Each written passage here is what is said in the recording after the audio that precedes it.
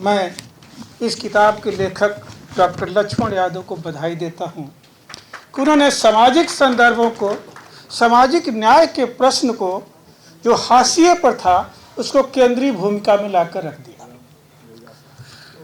Doctor Lakshman ने अपनी किताब में गणना से अपनी बात शुरू की है और गणना के आदिम स्थिति से चलते हुए जनगणना तक आते हैं और जनगणना के बाद वो जाति गणना तक की बात करते हैं और उसी पूरी परंपरा में बहुत स्टेप बाय स्टेप चलते हैं। लेकिन पूरी किताब सिर्फ और सिर्फ एक ही प्रश्न का उत्तर तराशती है, वह यह कि जो आरोप लगाए जाते हैं इस सामाजिक न्याय के प्रश्न पर, जो तथ्य गढ़े जाते हैं कि जाति जनगणना न हो, यानी कि जातिवाद अंग्रेजों की देन है, अंग्रेज आए तो सब कुछ बिगाड़ कर चले गए, जिसको लेखक ने बड़े व्यंग तरीके से अपने किताब में रखा भी है। मित्रों, मैं इस संदर्भ को, ऐसी सोच रखने वालों को दो बातों से मैं आपको अपनी बात आप तक ले जाने की कोशिश करूंगा। दरअसल इस पूरी सोच में वो भारतीय समाज की वो नैरेटिव है जो चाहती है कि सब कुछ उसके पास हो, बाकी के पास कुछ न हो। ये हमारे डीएनए में है। यानी कि 10% के हिस्से में वो सब कुछ हो और जो बाकी जो 90% समाज है उसको आप 85 ही मान लीजिए, छोड़िए 90, 80 ही मान लीजिए, उसके पास कुछ न हो। इस नैरेटिव में मैं दो बात कहकर इस किताब पर ही बात करूंगा। एक कथा है, गांव में कही जाती है कि एक बहुत गरीब व्यक्ति था, उसने शिव की आराधना की, कथा है, मिथक है, मैं इसके सत्य कोई इतिहास नहीं बता रहा। उसने शिव की तपस्या की और शिव प्रकट हुए तो कहे कि तुम्हें क्या चाहिए कि इस तरह से तुम तपस्या में लगे हुए हो, मेरी बड़े ईमानदार आदमी भी हो। तो उसने कहा, प्रभु मुझे कुछ नहीं चाहिए, मैं तो बस आपको प्यार करता हूँ, आपको मैं याद कर रहा था, मुझे चाहिए वही कुछ नहीं। तो शिव ने कहा, नहीं, ऐसे कैसे हो सकता कि मैं अपने भक्त को कुछ न दूं। एक शंख उन्होंने दे दिया और कहा, इस शंख को ले जाओ और कभी तुम्हारा मन करे तुम्हें, तुम्हारी बीवी को, तो आंगन में रख कर कुछ मांग लेना, जो मांगोगे वो मिल जाए। वो लेकर आया और किनारे रख दिया। बड़ा संतोषी जीव था, उसको कोई जरूरत थी नहीं। एक दिन उसकी बीवी ने कहा, अरे भाई कुछ तो मांग ही लो, देखो कि मिलता भी है कि नहीं मिलता है। तो उसने एक दिन शंख को रखकर मांगा कि हे प्रभु, हमें एक बढ़िया पहनने का कपड़ा मिल जाए और ये जो झोपड़ी है इसमें एक कमरे का एक घर बन जाए। वो बन गया, उसको मिल गया। पड़ोस में एक और सज्जन रहते थे, वो 10% वाले, उनको बड़ी चिंता हुई कि ये हो क्या रहा इधर। एक दिन आए, उससे पूछा कि ये सब क्या हो रहा है, कैसे तुम्हें ये मिल जा रहा है, तुमने तो कुछ किया हुआ कुछ नहीं, ये फर्द हो गया। वो ईमानदार आदमी अपना बता दिया कि भाई कुछ ऐसा था, मैंने तपस्या किया और ये हो गया। बस उस सज्जन को नुस्खा मिल गया और उन्होंने जाकर खुद भी तपस्या शुरू कर दी। तपस्या की तो शिव को लग गया कि ये तपस्या कर क्यों रहा है, और उन्होंने उससे पूछा कि तुमको क्या चाहिए भाई। तो कहा, प्रभु हमको वही चाहिए जो पड़ोसी को आपने दिया है। तो शिव ने कहा, नहीं, मैं वो एक ही पीस था भाई, वो दे दिया तो दे दिया, अब दूसरा कुछ है नहीं कि मैं तुमको दूं। तो कहा, मैं जान दे दूंगा, आपको याद करते हुए मुझे चाहिए हो। तो उन्होंने कहा, नहीं, हमारे पास एक दूसरा शंख है, वो मैं दे दूंगा तुम्हें, लेकिन उसकी एक बड़ी खराब आदत विशेषता है। उन्होंने कहा, क्या? इससे जो कुछ भी तुम मांगोगे वो तो तुम्हें मिल जाएगा, श्योर मिल जाएगा, लेकिन दिक्कत यह है कि उसका दूना जो है उसको मिल जाएगा पड़ोसी को। यह स्थिति है 10%, 80, 90% वालों को। और ये इतने अपने संकीर्ण मानसिकता के हैं कि वो जब वो आया घर तो जानते हैं क्या मांगा। वो आया और बड़ा चिंतित में पड़ गया कि हमें जो मिलेगा वो पड़ोसी को मिल जाएगा, दूना मिल जाएगा। यानी कि हम अगर एक घर मांगेंगे तो उसको 2 घर मिल जाएगा। हम मर्सिडीज एक मांगेंगे, उससे घर 2 मर्सिडीज खड़े बड़े चिंतित रहा, बहुत चिंतित रहा, ठीक वैसे जैसे जाति जनगणना में चिंता है। तो अंत में उसने कहा कि रात में संघ को आंगन में रखकर कहा कि हे प्रभु मेरी एक आंख फोड़ दीजिए। तो पूरा जो विमर्श है, जो विरोध हो रहा है जाति जनगणना का, वो एक आंख अपना इसलिए फोड़ना है कि बाकी दूसरे का दोनों आंख फूट गया। ये अजब मानसिकता है। मैं यहाँ पर बहुत अगर कुछ साथी सवर्ण वर्ग के हों तो मैं उनको आदर के साथ कहना चाहूँगा कि ये जाति जनगणना आपकी भलाई के लिए है, मेरी भलाई के लिए कम है। आप इस देश की मुक्ति चाहते हैं, आप इस देश की तरक्की चाहते हैं, आप चाहते हैं कि यह देश यूरोपियन कंट्री की तरह बन जाए, तो जाति जनगणना जरूरी है। ये सिर्फ ओबीसी का प्रश्न नहीं है, सिर्फ दलित का प्रश्न नहीं है, आदिवासी का प्रश्न नहीं है, यह देश की मुक्ति का प्रश्न है। मान लीजिए कि ये घर में 10 लोग हैं और उसमें एक आदमी कमा रहा है और 9 लोग खा रहे हैं। एक आदमी के पास सब कुछ है और 9 लोग दास की तरफ पड़े हुए हैं। वो घर कभी तरक्की करता है क्या? और अगर 10 के 10 लोगों को आप काम दे दीजिए और सब निकलेंगे, सब काम करके बराबरी में आएंगे, निश्चय ही वो देश तरक्की करेगा। और यही मॉडल दुनिया में विकसित होने का है, और कोई मॉडल है नहीं। मित्रों, एक और दूसरा उदाहरण दूंगा, वो वैज्ञानिक उदाहरण है और हो सकता है कि मैंने लिखा था फेसबुक में, कुछ लोगों ने जाना हो, उसको देखिए। दरअसल विरोध इसलिए करते हैं कि जाति जनगणना बहुत सारे सवालों को जन्म देती है और इस सवाल से भागते हैं। एक सज्जन ने कहा था, एक हमारे मित्र ने कहा था कि मोदी जी जब आए प्रधानमंत्री बनने, जो लोग जाति को बड़ा मानते हैं कि अंग्रेजों ने दिया, जाति उन्होंने दिया नहीं, तो उन्होंने सबसे पहले अपनी जाति का नाम, जो सवर्ण जाति थी, उसको ओबीसी में डलवा दिया। मैं मोदी जी के इस प्रेम से बहुत डरता हूं, क्योंकि जो करते हैं उससे मेरा दिल धड़क जाता है। जब पहली बार वो सदन में आए तो उन्होंने सदन में सीढ़ियों पर वो लेट गए थे। मुझे तभी लग गया कि अब सदन गया। पहली बार आए तो वो बाबा साहब के मूर्ति के आगे माथा टेक दिए, तभी लगा कि अंबेडकर साहब को भी भगवाकरण कर देंगे। ये गए।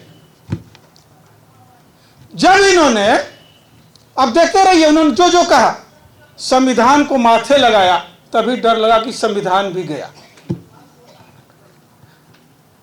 भगत सिंह को ये लोग अपने में मिलाने की कोशिश किए, भगत सिंह को गेरुआ कपड़ा पहना दिया गया।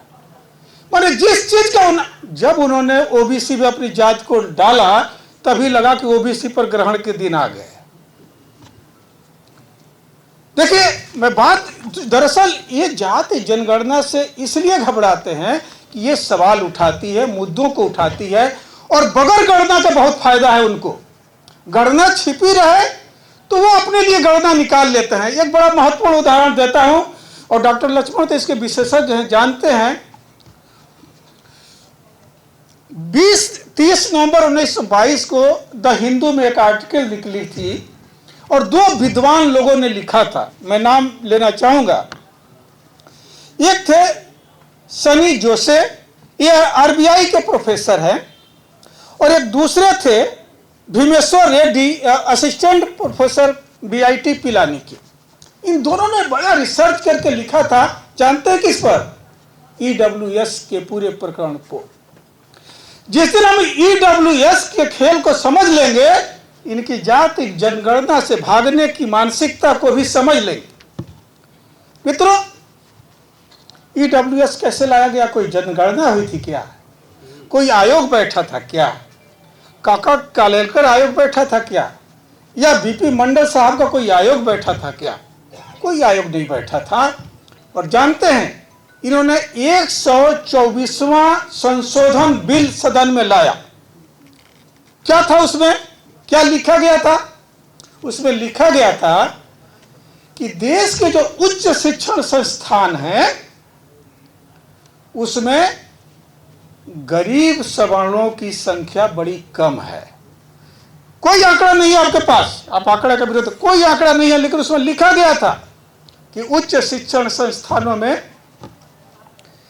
गरीब सवर्णों की संख्या कम है, इसलिए उनकी भागीदारी बढ़ाने के लिए ईडब्ल्यूएस जरूरी है।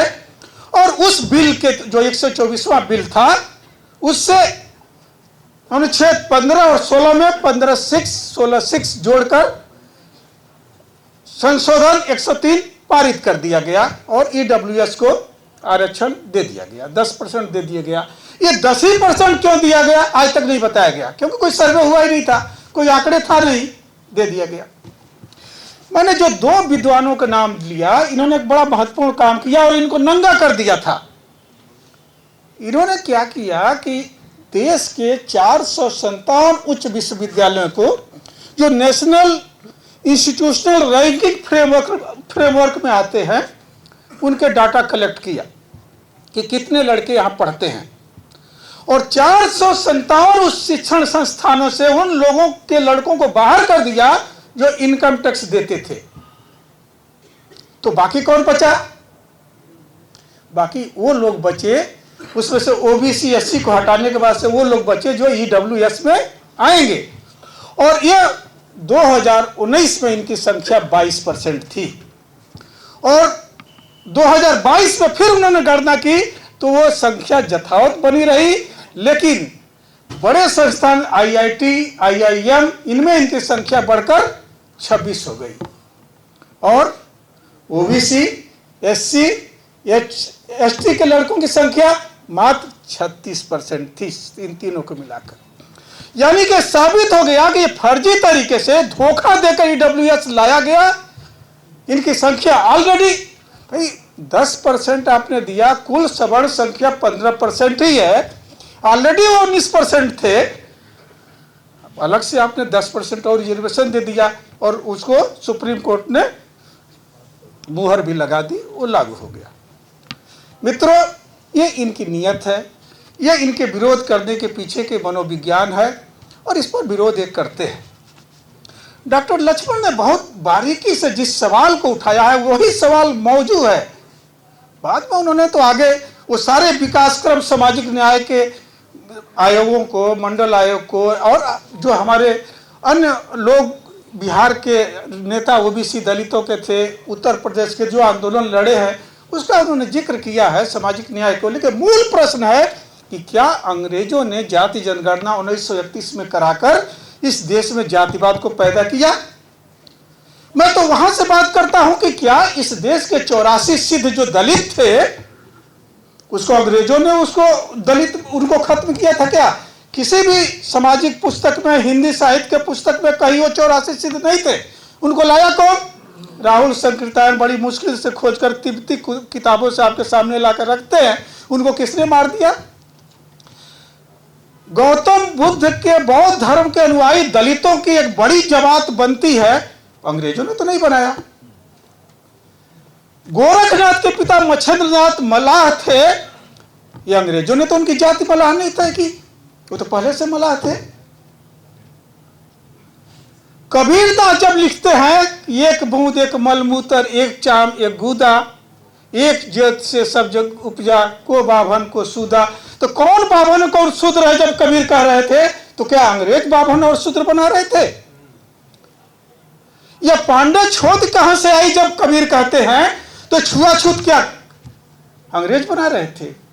मित्रों, मनुस्मृति, जैसा कि डॉक्टर लक्ष्मण दम ने, मनुस्मृति जब आपने पहले बना रखा है, आपके सारे धार्मिक ग्रंथ चुन चुन कर शूद्रों से नफरत करते हैं, तो जाहिर है कि जातिवाद का ये बजबजाता हुआ कीड़ा आपने पहले से ही समाज में खोल रखा है। अंग्रेजों ने तो बड़ा काम किया, वो मैं बताता हूं जाति जनगणना से। 1931 की जाति गणना है जो इस देश के ट्राइबल सोसाइटी की जाति की जनगणना करती है। इसके पहले कोई ट्राइबल सोसाइटी की जाति जनगणना नहीं है। अंग्रेज वो पहले व्यक्ति हैं जो आपकी बोलियों को, आपकी भाषा को, आपके संस्कृत को, आपके फोकलोर को इस सर्वेक्षण के बाद से संरक्षित करते हैं। भोजपुरी सॉन्ग्स का किसने कंपाइल किया? गियर्सन ने। अरे वो छोड़ दीजिए भाई, ऋग्वेद को किसने कंपाइल किया? इसी को बात कर लीजिए ना। ऋग्वेद एक पुस्तक के रूप में कहां से आती है? ये तथ्य आपकी आंखों के सामने है और किसको बेवकूफ बनाते हैं? अंग्रेजों ने रेल की पटरियां बिछाई, पूरे देश में उखाड़ कर फेंक देंगे क्योंकि वो सर्वेक्षण के आधार पर बनाई, भले वो अपने लाभ के लिए बनाई। अंग्रेजों ने उस इलाकों को खोजकर शिक्षण संस्थानों की खोज की, और खोज ही नहीं की, गजेटियर के में एक एक पन्ने को दर्ज किया। सुभाष चंद्र कुशवाहा जिस गांव जोगिया जनूबी पट्टी फाजिल नगर कुशीनगर में रहते हैं, 1908 में वो स्कूल खुला था जिसमें मैं पढ़ा। उसके पहले कोई स्कूल नहीं था। अगर अंग्रेजों ने सर्वे करके वो स्कूल नहीं खोला होता, और 48 लोग थे उस समय, ये अंग्रेजों ने अपने गजेटियर में दर्ज किया है कि किस स्कूल में कितने लड़के पढ़ने आते थे। अंग्रेजों ने ये पूरे सर्वेक्षण के बाद से निकाल लिया कि इस देश में कितनी सती प्रथा की घटनाएं कैसे कैसे होती हैं। कैथरीन मेयो अपनी किताब मदर इंडिया में लिखती हैं कि कैसे कैसे महिलाओं पर जुल्म होते थे, बच्चियों के साथ कैसे 60 साल के बूढ़े से ब्याह दी जाती थी, और कितनी बच्चियां जाकर अस्पतालों में असमय प्रसव से मारी जाती थी। ये जाति जनगणना या जनगणना, ये सारे इस देश के तरक्की के लिए हैं, और दुनिया के सभी देशों की तरक्की जनगणना से हुई है। अंग्रेज तो नहीं आए होते तो हम आदिम व्यवस्था में होते। अंग्रेज नहीं आए होते तो ओबीसी दलित आज भी उसी अवस्था में होते जहां पर थे। आपको नाराजगी इस बात की है कि ओबीसी दलित के तमाम लोग सवाल करना शुरू कर दिए हैं पढ़ने के बाद, बोली के बाद, और ये बात आपको सबसे खराब लग रही है मित्रों। और ये खराब लग रही है इसलिए आप चाहते हैं कि जाति जनगणना न हो। मित्रों, समय नहीं है, लेकिन मैं एक आध बात और कहना चाहूँगा कि देखिए, बीपी मंडल साहब ने जो कुछ रिकमेंडेशन आपके दिया है, डॉक्टर लक्ष्मण इसको आपके सामने रखते हैं, उस पर तो आप बात करते नहीं हैं, केवल 1 और 2 उनके कामों को आप करते हैं। आरक्षण 27% दे दिया। ये 27% रिकमेंडेशन करते समय बड़े दुखी मन से बीपी मंडल कहते हैं कि मेरे पास कोई आंकड़े ही नहीं है। 1931 का आंकड़ा है जिसको मैं 52% चलो मान लेता हूं, लेकिन फिर भी 27% देता हूं। दरअसल ये विरोध इसलिए भी कर रहे हैं कि जो नेशनल सैंपल सर्वे करते हैं बीच बीच में, और जिसके आधार पर सारी योजनाएं बनाते हैं, वो मनमानी तरीके से करते हैं। और अंतिम जो नेशनल सर्वे इन्होंने जातियों का किया था, उसमें ओबीसी की संख्या इन्होंने 40 से 45% मानी थी, जिसका नंगापन आपने दूर कर दिया, बिहार वालों ने दूर कर दिया। जब बिहार में जनगणना हुई तो लगभग 63.13% ओबीसी की जनसंख्या आपने सिद्ध कर दिया। यानी ओबीसी की जो जनसंख्या आज 63% है, उसको आप नेशनल सर्वे में 40 से 45 कहते हैं। इसलिए आप सर्वेक्षण के जाति जनगणना के विरोध में आप खड़े हैं। मित्रों, जाति जनगणना केवल और केवल नौकरी के लिए नहीं है। ये किताब बड़ी शिद्दत से कहती है जाति जनगणना आज होगी तो तय होगी कि किसके पास बाइक है और किसके पास कम बाइक है। आज जाति गणना होगी, तय होगी कि एक ओबीसी के पास प्रति परिवार कितना खेत है और किसके पास 10 एकड़ है, 20 एकड़ है, 25 एकड़ है। ये तो बीपी मंडल भी कह गए, केवल आरक्षण की बात नहीं कहे। जब तक आर्थिक रूप से ये जो नीचे की जातियां आगे नहीं बढ़ेंगी, तब तक सामाजिक न्याय संभव नहीं है। देखिए, सामाजिक न्याय केवल आरक्षण से संभव नहीं है और शिक्षा से भी नहीं संभव है। आर्थिक स्थिति का मजबूत होना बहुत जरूरी है। एक उदाहरण मैं दे रहा हूं, व्यक्तिगत दे रहा हूं। मैं मास्टर डिग्री करने के बाद से नौकरी में गया। मेरे घर में सभी लोग मास्टर डिग्री किए। आज की बात कर रहा हूं, गांव में पैंट शर्ट कोट पहनकर अगर मैं निकलता हूं और मेरे साथ एक ब्राह्मण का लड़का चड्डी पहनकर निकलता है और 8वीं फेल है, और हम दोनों अगर सड़क पर जाते हैं, ओबीसी के लोग निकलेंगे, बाबा जी प्रणाम, और मुझसे कहेंगे कहो कब अइला है, कब अइला है गाँव में। ये आज की स्थिति है। आप कितनी भी पढ़ाई करके ले जाइए, ये है। आर्थिक रूप से तो हम मजबूत हो गए, पढ़ने में भी मजबूत हो गए, लेकिन वो जाति का जो दंश है जो हम लोग झेल रहे हैं गाँव में, वो आज भी बरकरार है। और जो लोग ये कहते हैं कि जात खत्म हो गई है, जाति जनगणना बढ़ जाएगी अब जब जाति जनगणना करेंगे, उनसे पूछिए कि घोड़ी पर चढ़ने पर आज भी दर्द किसको हो रहा है। पैसा हमारा, घोड़ी हमने मंगवाई है, शादी हमारी हो रही है, हमको बैठना है, दर्द पड़ोसी को हो रही है। गजब भाई, आपका न्याय कर रहे हैं। तो घोड़ी पर बैठ, मूछ हमने रख लिया, दर्द आपको हो रहा है। भाई मूछ हम काट दे, कह रहे हमारे शरीर पर है, दर्द आपको हो रहा है। नया कपड़ा हम पहन लिए, दर्द आपको हो रहा है। मटका में पानी पी लेने से आप जान ले रहे हैं। आप पेशाब पिलाना चाहते हैं। ये इतनी हैवानियत आपके अंदर आ चुकी है और आप चाहते हैं कि देश विकसित बन जाए। कभी नहीं बन सकता है।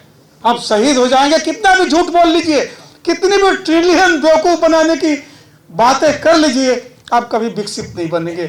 विकसित होने के लिए सामाजिक न्याय चाहिए। हर व्यक्ति को आप सामाजिक न्याय से देखेंगे। जाति जनगणना जिस दिन हो जाएगी और पता चल जाएगा कि किसकी क्या स्थिति है, किसकी बेटियों के साथ बलात्कार हो रहा है, किसके पर थानों में इतने मुकदमे दर्ज हैं, किसके लोग कितने जेलों में बंद हैं, तब ना सामाजिक न्याय की बात आएगी कि भाई इस पर ध्यान दिया जाए कि ये लोग जो मारे जा रहे हैं ये कौन लोग हैं, कौन लोग सताए जा रहे हैं। और जब उन पर आप ध्यान देंगे तो आप न्याय करेंगे। और जब आप न्याय करेंगे तो हर आदमी को लगेगा कि इस व्यवस्था में मेरा न्याय हो रहा है, मैं इससे प्यार करूं। देश प्रेम भी पैदा होगा जाति जनगणना से। और जब तक हमारे साथ भेदभाव होता रहेगा, जब तक आप मुझे उपेक्षित करते रहेंगे, आप मर जाइए मेरे अंदर, वो देश प्रेम पैदा नहीं हो सकता है। आप लाठी डंडे से मार कर देश प्रेम नहीं पैदा करा सकते हैं। देश प्रेम पैदा होने के लिए हमारे साथ न्याय करना पड़ेगा आपको। यह स्थिति है मित्रों वर्तमान में। डॉक्टर लक्ष्मण ने इस किताब को सामने रखते हुए जो अंतिम बात कही है कि जात से जमात तक, इस पर मैं दो बातें कहना चाहूंगा। मैं बार बार कहता हूं अपने मित्रों से, हम किसी वर्ग के हो, SC ST OBC, मैं दो बात बार बार कहता हूं कि मैं यहाँ का मूल निवासी हूं। SC ST OBC हिंदू नहीं है, ये बात मैं बार बार कहता हूं, बहुतों को खराब लगेगा। हम यहाँ के मूलवासी हैं और जो आदिवासी है वो मूलवासी है। दोनों में अंतर क्या है, ये आदिवासियों पर काम करते हुए मैंने लिखा है कि जब मुख्य धारा के आदिवासियों को बाहरी आक्रमणकारियों जो घोड़े से आए, जंगलों और कंदराओं में खदेड़ दिए और मैदानी इलाकों में जब राजपूतों की सत्ता स्थापित हो गई, तो आदिवासी जंगलों में रहने को विवश हुआ। और जो उसमें से आदिवासियों से जो लोग मैदानों में छूट गए, उनके घर नौकर बन गए, चौकीदार बन गए, वही आगे चलकर OBC में कन्वर्ट हो गए, क्योंकि वो मैदान में रह गए। लेकिन जो मूल रूप से जंगलों में चले गए वो आदिवासी बने रह गए। तो मैं जिस DNA का हूँ उसी DNA का आदिवासी है, उसी DNA का ST है। तो ये पूरी आबादी, इसकी परंपरा गलत है, इसके देवता अलग हैं। गांव में डिहवार बाबा किसी धार्मिक ग्रंथ में नहीं है, गांव में बरम बाबा किसी धार्मिक ग्रंथ में नहीं है, बाघ बाबा किसी धार्मिक ग्रंथ में नहीं है। ये देवताओं की जो परंपरा है और संस्कृत है, ये अलग है। तो हम उस परंपरा के आते हैं। उस परंपरा के लोगों का हक जब तक सुरक्षित आप नहीं करेंगे, निश्चय है कि हमारा प्रेम पैदा नहीं होगा। मैं कहना चाहूँगा कि डॉक्टर लक्ष्मण ने इस किताब को आपके सामने रखकर जो जात से जमात तक की बात कही है वो महत्वपूर्ण है। मेरे घर में जब भी कई लोग कुशवाहा संघ के लोग आए कि चंदा दे दीजिए, तो मैंने कहा कि क्या करने जा रहे हैं आप? तो सर हम आज चंद्रगुप्त जयंती बनाएंगे, अशोक जयंती बनाएंगे, कैलेंडर छापेंगे और सबको बांटेंगे। हमने कहा इससे हो क्या जाएगा, ये पहले बता दीजिए। कैलेंडर छाप देंगे चंद्रगुप्त जी की, मौर्य जी की, तो उससे हो क्या जाएगा? तो नहीं साहब, हमारी जात में चेतना आएगी। हमने कहा जात की चेतना से क्या कर लेंगे, हम एकजुट होंगे साहब, सरकार बदल देंगे। हमने कहा कितने % आप लोग हैं? 9% हैं, 8% हैं। तो 8% लोग क्या चेतना जग जाएगी तो क्या सत्ता बदल देंगे? मर जाएंगे, कभी कुछ नहीं कर सकते हैं। इसलिए जमात की ओर बढ़िए।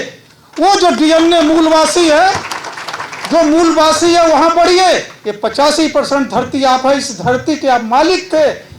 भीलों का यहाँ राज था, घोड़ों का राज था, भरों का राज था, कुशवाहा और यादों के ग्वालियों का राज था। ये हमारे राज छीने गए हैं 14वीं सदी तक, 7वीं से 14वीं सदी तक। ये आंकड़े हैं, ये प्रूफ है। मैं बार बार एक उदाहरण देता हूं, ये मैं अपने काम करते हुए पाया। अंतिम बात कर रहा हूं, ज्यादा समय नहीं लूंगा, आप लोग घबराइएगा नहीं। मैं भील पूरी बात कही सर। भील जो है, भीलों का पूरा क्षेत्र, भील इस देश के 3/4 हिस्से में रहते हैं। 1/3 जमीन भील आदिवासियों की है। सबसे ज्यादा भील राजपूताना में और मध्य प्रदेश में, महाराष्ट्र में रहते थे। जब राजपूतों ने उनकी गद्दियों को कब्जा कर लिया, हाँ बस 1 मिनट और हमें समय आप लोग दे दीजिए। तो जब भीलों की पूरे क्षेत्र पर राजपूतों ने कब्जा कर लिया तो उनकी राजगद्दियां छीन गई। आपको लगेगा कि ये झूठी बात कर रहे हैं, मैं आपको झूठी नहीं, एक उदाहरण दे रहा हूं। भीलों का राज कैसे था, एक उदाहरण दे दूं। देश आजाद हुआ 1947 में। सगवारा एक स्टेट है, ये भील स्टेट था, ये राजपीपला में है, राजपीपला। जब प्रिवी पर्स से अलॉट हुआ राजाओं को, जब देश आजाद हुआ तो राजाओं को प्रिवी पर्स सरकार ने दिया।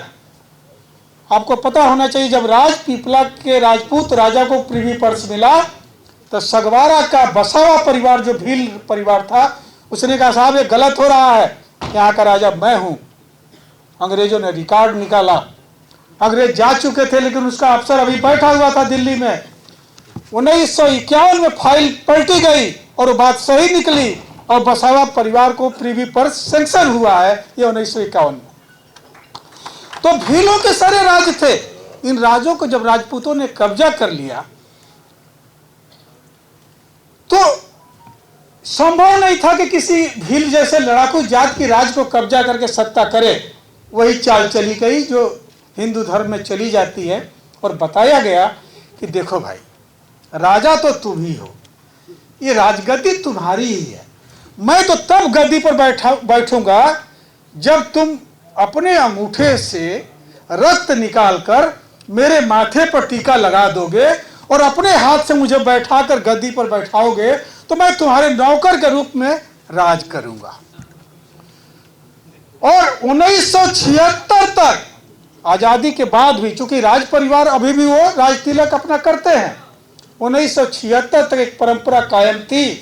ये आप पता कर लीजिए, राजस्थान में मैंने तो रिकॉर्ड देकर दिया है कि राजपूत अपनी गद्दियों पर तब बैठता था जब भील मुखिया अपने अंगूठे को चीर कर अपने रक्त का टीका भी ठाकुर साहब के माथे पर लगा देता था और हाथ पकड़कर उनको गद्दी पर बैठा देता था। वो कहते थे भाई देखो, गद्दी तो तुम्हारी ही है, हम तुम्हारे सेवक के रूप में यहाँ शासन करें। ये है इनकी देश प्रेम, ये है सेवा के भाव। तो ये मूलवासियों की गद्दियां छीनी गई हैं। जाति जनगणना होगी तो सारा हिसाब बराबर होगा और उसमें ये पता चलेगा कि आज भी कितने आदिवासी कहाँ हैं, किस रूप में हैं, हम ओबीसी कहाँ पर हैं, दलित कहाँ पर हैं, और आज भी कितने भूमिहीन हैं वो सवर्ण हैं, कितने भूमिहीन दलित और आदिवासी हैं। ये सारे जो आंकड़े गर्भ में छिपा कर रखे जाते हैं, इसका भेद खुलने न पाए, सवाल न खड़े हों।